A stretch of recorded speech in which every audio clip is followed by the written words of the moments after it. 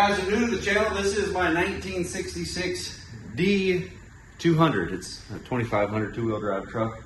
And I placed this bad girl on the chassis of a 97 truck with the engine and trans. We're gonna eventually get the air condition hooked up. That was the main thing. I just wanted air conditioning in the truck.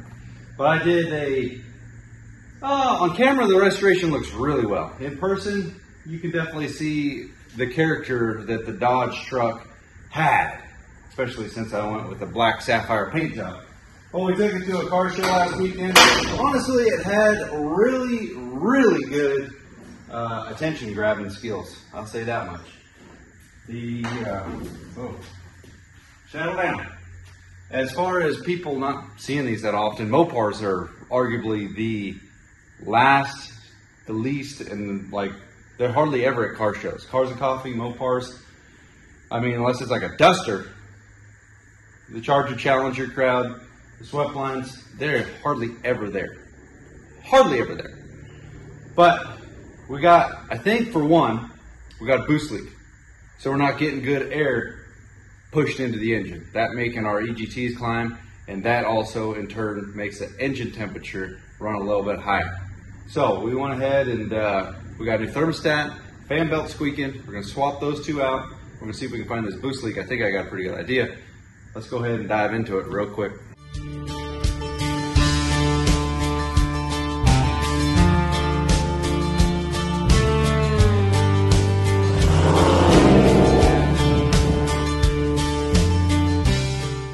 So this is a 97 12 valve P-pump edition, obviously. 215, the timing's been turned up to 18 off of the factory 14. The advancement makes it burn cleaner and turns it into somewhat of a common rail. I somehow was able to get a aluminum rad squeezed in here and a tiny intercooler. I wanted to have some kind of an intercooler. I got a tiny one. Dual electric fans up under the front. If you saw the last video, I'm going to have to figure out a spot to put a condenser. That's a bummer part.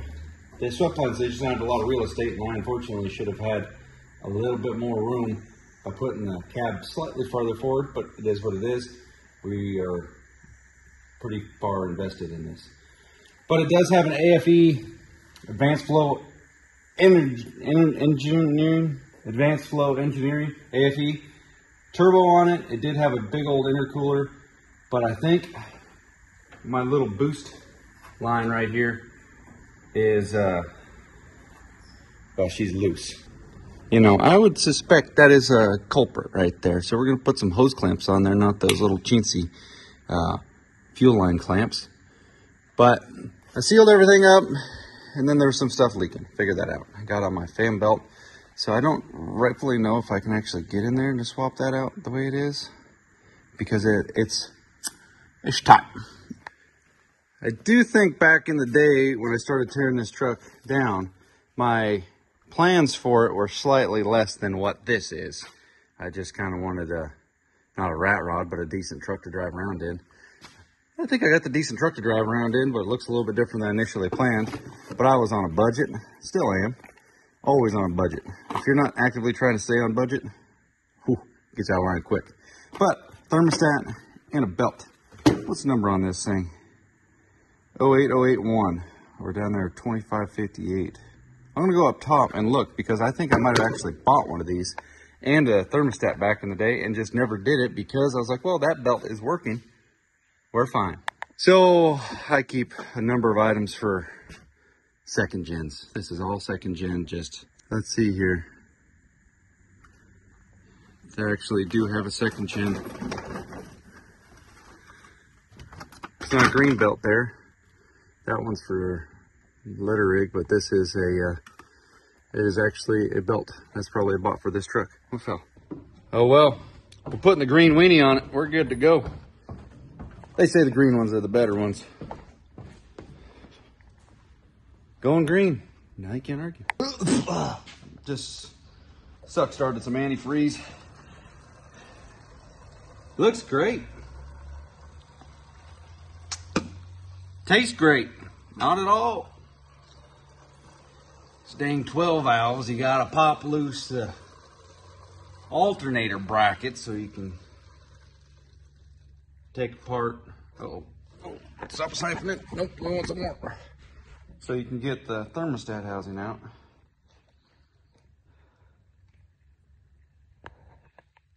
Bummer.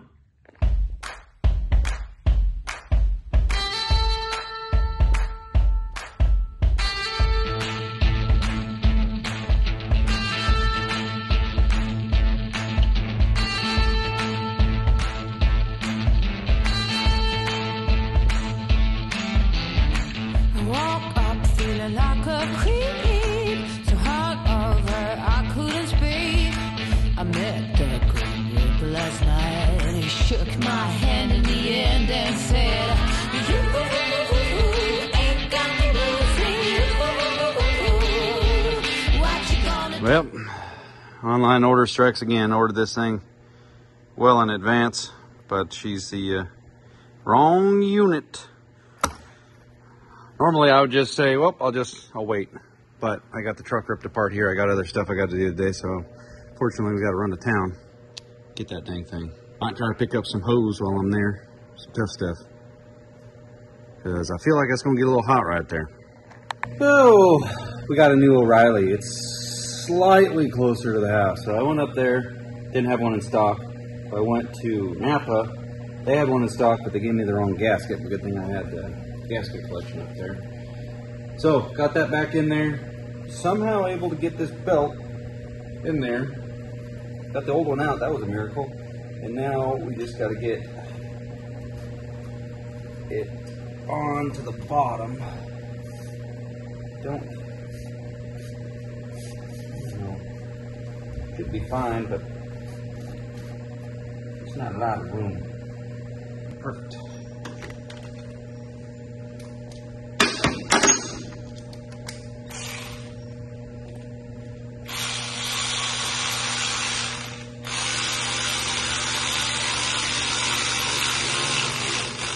There we go. The war against the boost leak. Wish that one's tighter down there.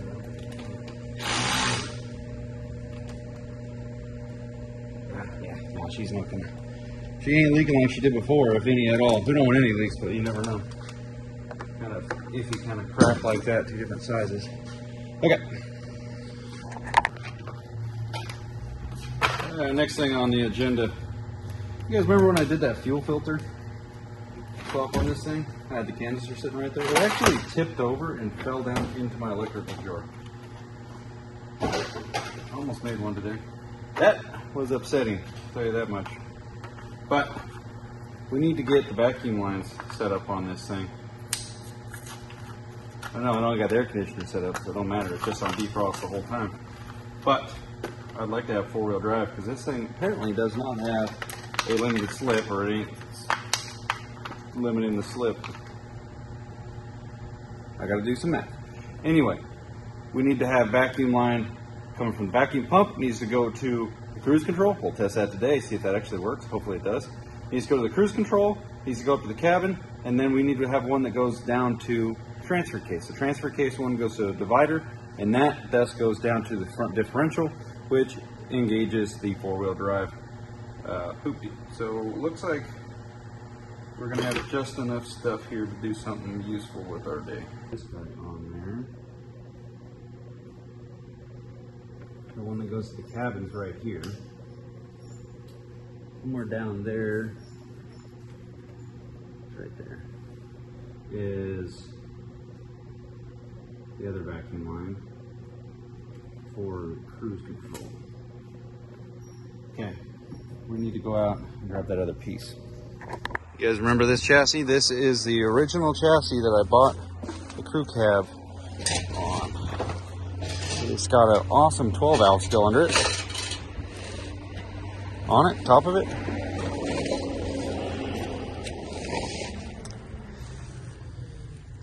It's got all the stuff that we need right there. Oh, look at that. Look at that. Look at them apples right there. Come on. What does that do? Yep.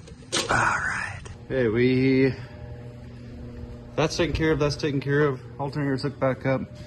Those little piece of junk things that I had, none of them really worked. So I ended up just cutting a piece of That's line for, what do you call it? Windshield wipers, which I need to hook those up at some point too, so I can do the spray. Well, we need the hard line that goes from the T-case over to here. I got the soft one somehow. Let's go see the boneyard. Tell you what, I'm loving this rig right here. Just for the quick rips around the property, hunting parts, or I don't need the truck or something. This thing is the dream. Just twist throttle. Electric unit. It does have pedal assist, but we'll run down here. Every one of these trucks, 1, 2, 3, 4, 5 actual 12 valve trucks, all of them are all factory stick shift trucks. I don't own one, well I do, never mind, one living and breathing stick shift truck still. All of them are all automatics that have been swapped. But this truck right here is actually the second truck I have ever owned right here. Bought it when I was 19 for a donor swap, or for a 5 valve swap, 5 speed, because the frame had been mangled. But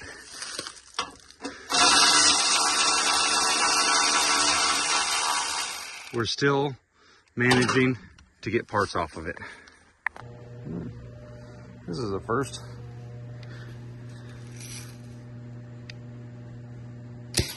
Ah, missed. Yep. Junkyard finds sometimes pain in the butt. I had to break the elbow off right there. It's actually got a little thing. Got rid of that. Look how far to get this thing cleaned out. I had to stick this thing, let's kink it right here so you have an idea. It's way back in there that it had freaking blockage. Man. Thought better go ahead and run this thing through air compressor a little bit. No, freaking hours later, finally got it. Okay. Unfortunately, I did a somewhat of an instrument panel delete. So I lost my 4-wheel drive indicator light, even though I just hooked up sensor. Spent 20 minutes doing that because the other one's busted off. There's no way this will go up in 2-wheel drive, I guarantee it.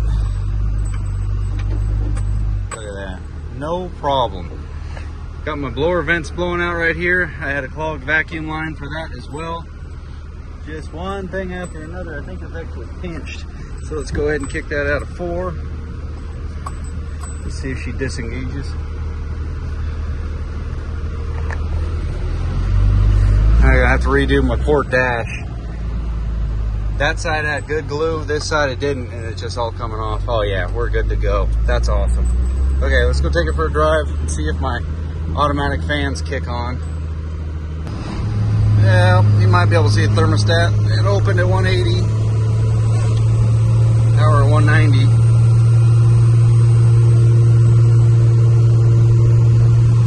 Staying 5 speeds, just a big gap between 3 and 4.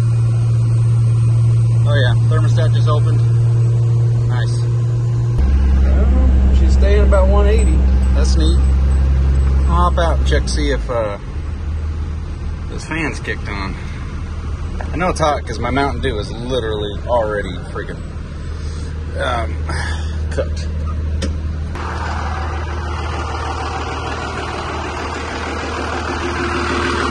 They haven't turned on yet.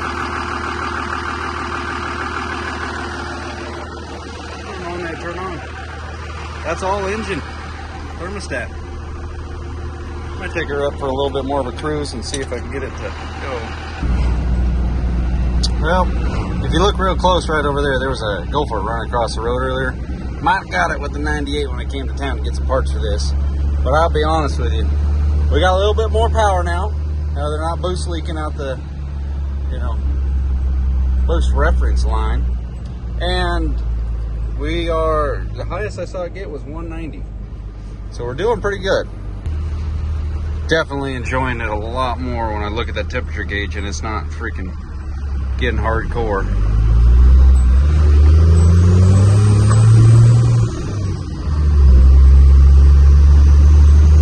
Oh, hazing. My bad. Not used to a 12 valve. Sorry, blue car.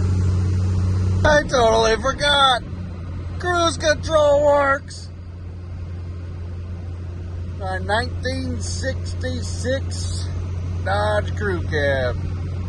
I don't have any of my 12 valves that have cruise control that works. Look at the foot. Oh, fuck it. Forgot about that.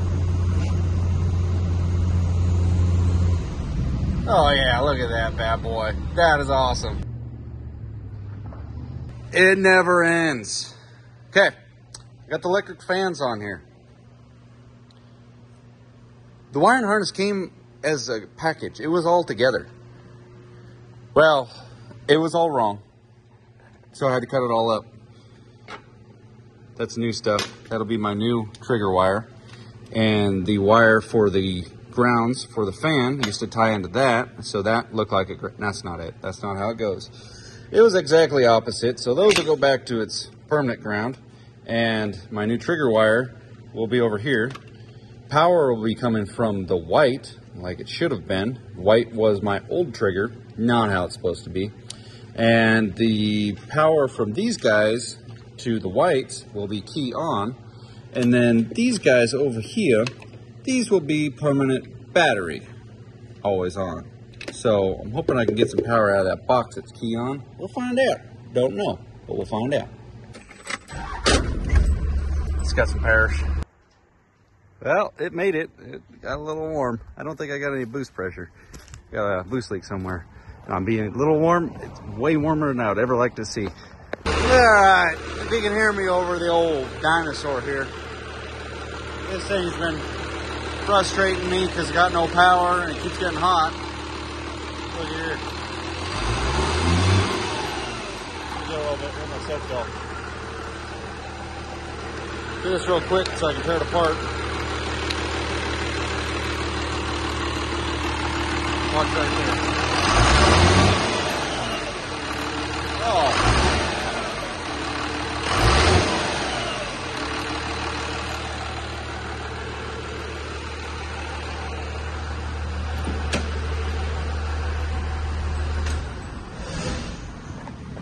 Okay, sounds like the exhaust is loose and we have a major boost leak.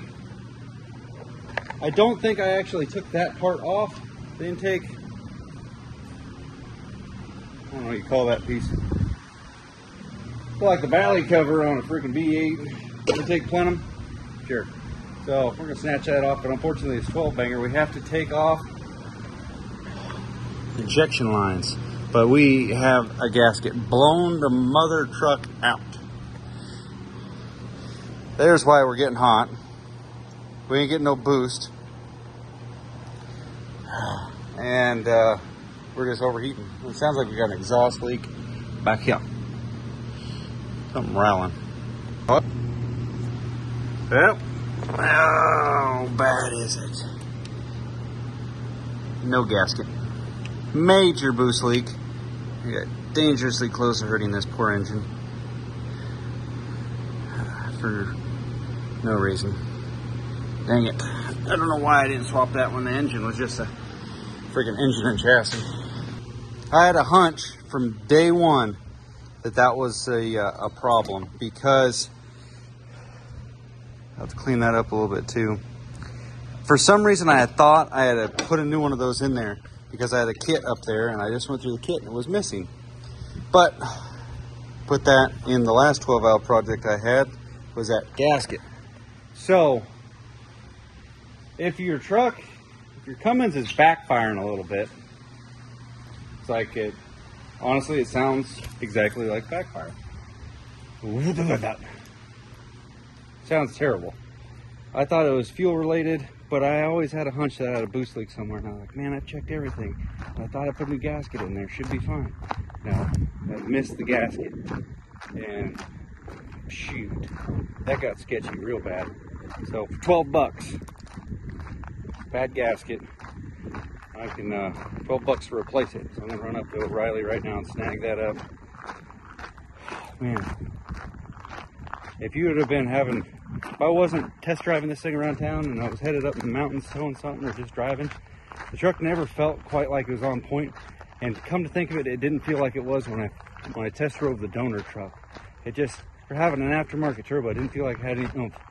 And that thing had been boost leaking the whole time.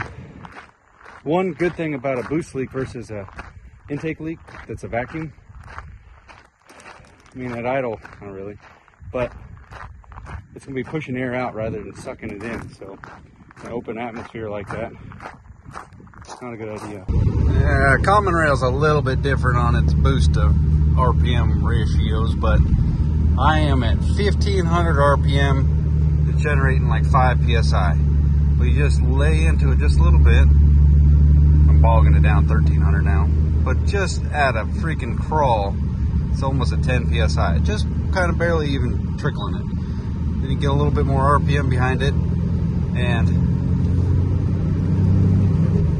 it should go up to 30 real quick. Now, this is just a stock truck with a Smarty. The Boost Holder Inner 9000 for 12 bucks.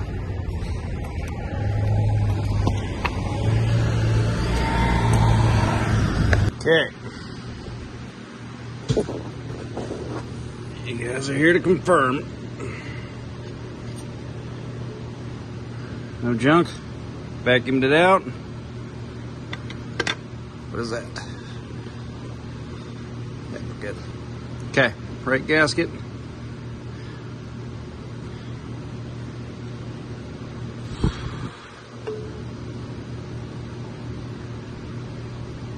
Ah, you sucker. Not easy with one hand. Okay, she's all back together. Let's see what happens. Oh, little clipper thing on my belt buckle just broke. Wasn't really making great boost in the driveway. I honestly, I can't really pull this hill in 4th gear.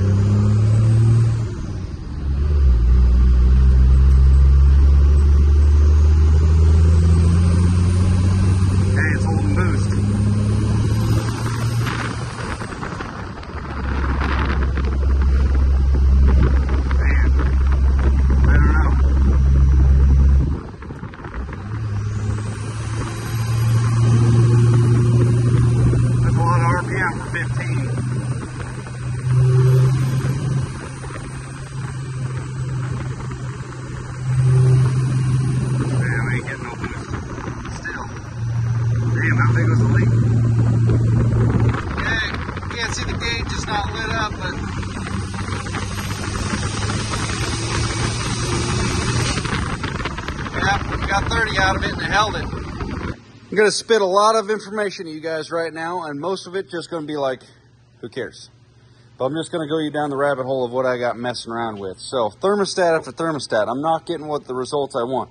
Now, we did have an issue with boost, but we fixed that. We fixed the boost leak, so we have boost pressure so that we can actually have some combination of fuel and air pressure so that we run cooler rather than high EGTs and just engine itself to death. You need the boost pressure, the turbine power of the turbo. It just, these trucks are absolute dog, and I proved that without turbo pressure. So the first thermostat that was in it was this guy. It was a little rattly, not too out of line, but it was running a little bit hot. Didn't want to cool off, so I was like, you know what, I'll get another one. They didn't have one at O'Reilly, so I went to Napa. Now here's the problem. This is how one's supposed to fit. Tight. Then you put another gasket on top of that and wedges. Didn't have that one yet. So I just, whatever Napa had, they gave me this. Put it in the truck, it wiggled. I did a concoction of O-rings and some other stuff. And this thermostat actually worked great. But it was leaking because I didn't have the right gaskets and everything in there, and basically because this thing's diameter is too small. So let me show you just for reference. Every one of these thermostats, this thermostat, this thermostat, this is the one that was in the truck when I got it, this one here, and I thought I had one more. You notice something all these have that this one doesn't? Now, I know somebody's going to say you have to have the right thermostat so it can run the most efficient temperature possible. Well, if it ain't keeping it cool or cooling it off, it ain't running it efficient enough. But you see that little hallway back down in there, this guy? This is supposed to sit right there. I know you're thinking it's sitting pretty far away, but there's like a 1/4-inch gasket that goes right there. So that gets right there. And whatever this thing is, there's a little hole in it, so I guarantee you it's getting some kind of pressure. temperature. I don't know if it's reading it off that end or what the deal is. But this one, I would say it almost stuck closed because it just would not cool the engine off at all. Same thing with this one, not nearly as bad. So I ordered this one off of eBay. Came with a gasket that didn't work, or a seal. But you see the same thing here, wiggle around. So I put this in there, that there. If I would have put a normal gasket on there and not this new one that doesn't even, look at this, it rattles around, versus the one that you're supposed to have, which is this guy, tight. This one kept it reasonably cool. It kept it around 185, not 180 like this one did. But this one also has the same thing where it sits in that little channel, that little shelf. Spring holds it there. I don't know. Comment below what that is. I don't know. So I'm going to run to town. I got to do some other stuff. I'm going to see if Napa's got one of these that's a bigger diameter, because this thing was far superior. If not, I'm going to go ahead and put that O-ring right there, this there, and just hope for it, because I'm honestly, there's a lot of hours into this, and best one yet was this little guy. Kept it around 180, even with the boost leak. Okay, we'll see if this works. They didn't have one that was wider flange, so I took the wider flange. It's the same brand, it's the same rig, Motorad, as this one. It's different something. Anyway, I just nipped that off the back, and then I don't know, this one here, oops, it did okay. It's got these little hoopties in it. So I did a couple hoopties. Yeah, I haven't driven the crew cab much at all lately because, well, I got other projects going on, and not to mention 2 others that we just picked up this week. Not related to trucks, but we got a boost leak still. It's not doing what I like, and or this turbo is just not as responsive as I would prefer for, you know, stock format truck. I mean, it's got timing and some fuel added, but we're going to check some boost leaks. So I made this thing quick. Actually, wasn't that quick, but anyway, boost leak checker 9000. I'm going to install it right here, see how that does. All right, soapy water installed. Where's my button?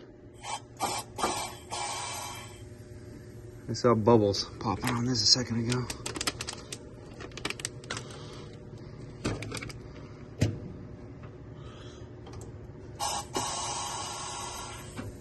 Yep, there's a boost leak right there. So I need to tighten that. There's little chintzy clamps. I'm just kind of hesitant to give them the beans. 3 options. Go back to a stock turbo so we got some drivability. Get a bigger intercooler, or both. Stock turbo, bigger intercooler. Because a stock turbo will deliver more than what I'm getting out of this. So I got my boost gauge kind of hooked up.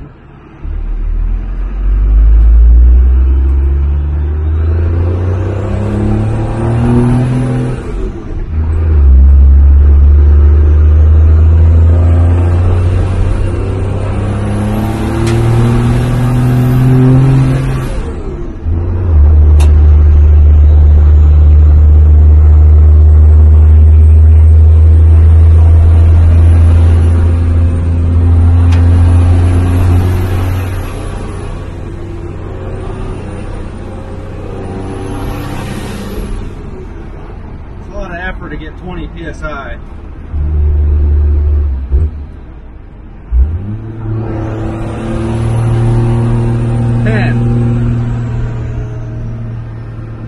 I don't like that turbo.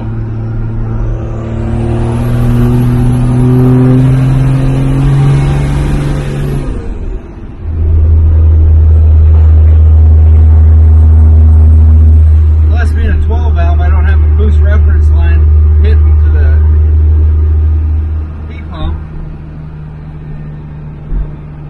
That's what Grandma says. It's kind of not as barky. Doesn't really roll that much coal since I got the timing turned up. A little bit.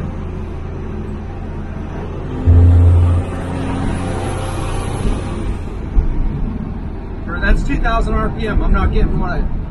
How was that? I'm not getting what I want out of it.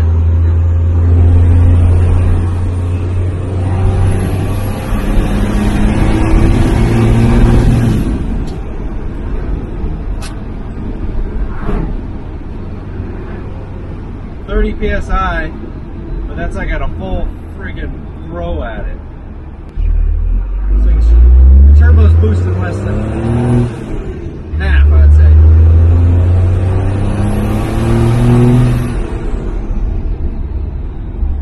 Such a dog. I got another stock turbo on the shelf and a downpipe. I think we might swap that out because I'm just not happy with this. It's not that I'm looking for horsepower. I'm looking to be able to pull this hill in 4th gear. That is mainly the thing. What that calculates to is better drivability. The drivability is just not there right now. This is an easy hill for an empty truck to pull 4th gear. It should pull another car up this in 4th gear. For being a factory 215 pump,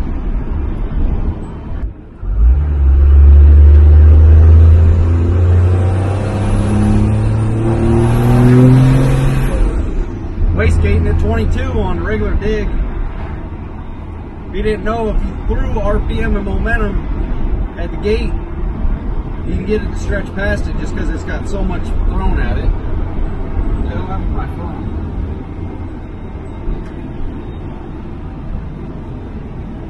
Man, I hope I didn't drop it. Oh, there it is.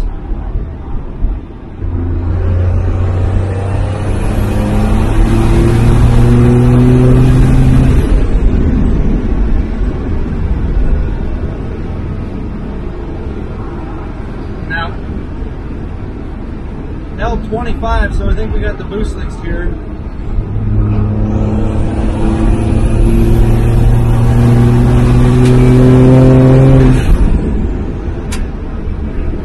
It's 30 PSI. Oh, keep it on the road, driver. If you're chasing horsepower, you can go up in turbo size just a little bit. You get a slightly more reliable turbo. They can throw a little bit more boost comfortably, spin that RPM. But much more than that, on a single, kill your drivability. And this is not even big turbo.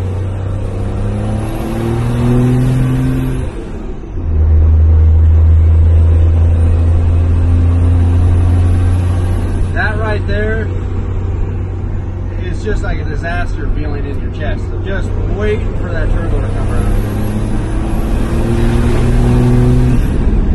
Not even going over 30 on a full power, just right at 30.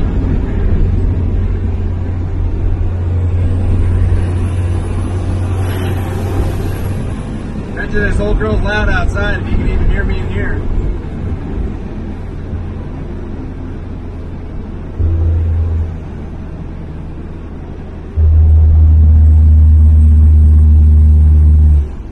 You guys saw the V-Belt and Son channel where I got my 96 back? That truck rips. It is a freaking rocket. That towed trucks over the summit in 5th gear. I can't even pull this little hill in 5th on its own. I'm not happy with this turbo setup. I'm definitely going to put a different turbo on it, and I got a different intercooler, but I got to learn how to weld aluminum a little bit more proficient, I'll tell you that much. So we could upgrade this and have a trustworthy intercooler and more clearance. And probably that'll be a wintertime project, do that full swap. But we'll go ahead and swap to the turbo next video, because this turbo's junk. Like I said earlier on in the video, when I did a test drive with this truck as a donor, not the crew cab, it for having a big old intercooler,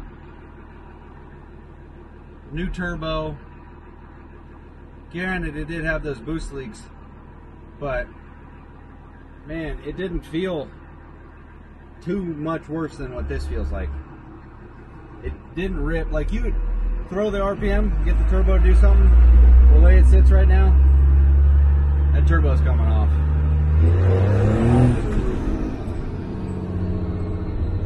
We can go to Cars and Coffee though. comfortably now. Well, that thermostat mod, kind of doing something. Stayed pretty cool for ripping on it that hard. I honestly realize this video is a little bit long-winded and just kind of repetitive on just the trial and error, because literally taking that truck and putting it inside of this, you can see how much this is just fairly convinced that they designed this truck around the idea of this engine. The gasser, that fits in anything, that doesn't matter. But the boost reference line, just little things that this one doesn't have.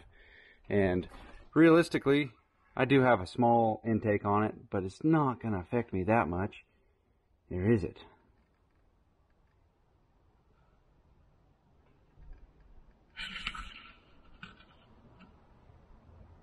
Should I try it? I don't think it is. There's no way. Yeah, because it sucked before and it had that big old... It had one of these intakes on it. So... I think I got a couple more 12-valve swap projects lined up because I got the 12 valves. But if I can figure it out later on and do it like my buddy Roland in Texas is doing, he's putting one of these 24 valves in an international Suburban rig. I don't know Suburbans that well. But anyway, he's putting that in there and he's got it dialed. I mean, his routing and everything, the engine fits in there good. And a 24 valve is just a freaking rocket with very little added on to it. Like this thing's, it's got the stock manifold here, stock intake there. It's a small intercooler to fit it, but I got one that can fit all up in there, but it's just too tall. So I shrink it down. I think we'll end up doing that. But I'll do a little research before we pull this sucker off. Hey, it actually doesn't look like I need to swap out that downpipe. Yeah, I just need to, oh, cool. I thought I swapped downpipes. We're good then. That's a stock aftermarket, whatever. But we'll put on a different turbo. Look at this housing over here. I don't know, it just... Turbo spins fine, it's fairly new. Can I even see the turbos on these ones? How's the exhaust housing? Look how small the exhaust housing is. Yeah. Look at that.